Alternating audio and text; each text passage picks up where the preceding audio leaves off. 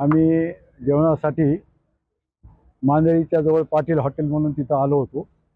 आम्ही 7-8 लोक जेवण करून नगरकडे ते आष्टीकडे जाणार होते आणि मी नगरकडे जाणार होतो। गाडीत बसताना गाडीच्या पाठीमागून जवळपास 10-12 हल्लेखोरांनी अचानकपणे हल्ला केला। त्याच्यामध्ये 2 जण गंभीर जखमी, 3 जण आणि दोघाला किरकोळ मार लागलेला डोक्याला वगैरे। अशा पद्धतीने अचानक हल्ला केल्यामुळं आमच्या लक्षात नाही आलं की किती लोक आहे काय आहे। त्याच्यामुळं आम्ही बाकीचे लोक हॉटेलमध्ये गेलो। हॉटेलवाल्यांनी सगळे हॉटेलचे गेट वगैरे बंद केले आणि हॉटेलमधून लोकांनी बाहेर येऊ नये म्हणून याच्यातली काय हल्लेखोर हॉटेलवर हल्ला करत होते की ते वाचवण्याचा प्रयत्न करतील या उद्देशाने। त्याच्यानंतर रस्त्यावरून काही लोक आल्यानंतर ते लोक मोटरसायकलने पळून गेले। त्यांनी मोठं वाहन आणलं नव्हतं।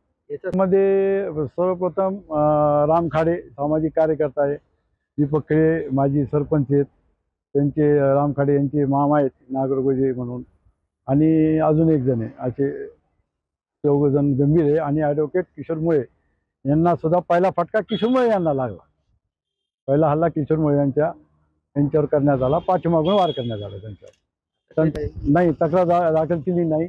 ही घटना घडल्यानंतर ताबडतोब मी 112ला कॉल केला, पोलिसांशी संपर्क साधण्याचा प्रयत्न केला, पण सगळे टावर लोकेशन बंद होते।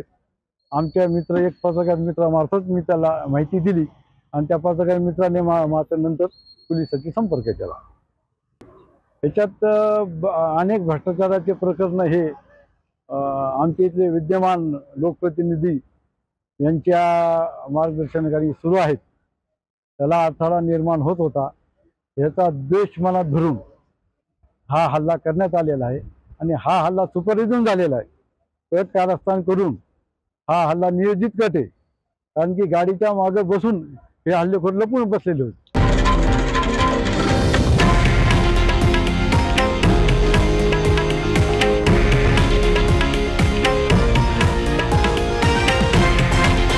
हे आहे देशातील नंबर 1 न्यूज नेटवर्क आणि आपण पाहत आहात TV9 मराठी, एकमेव।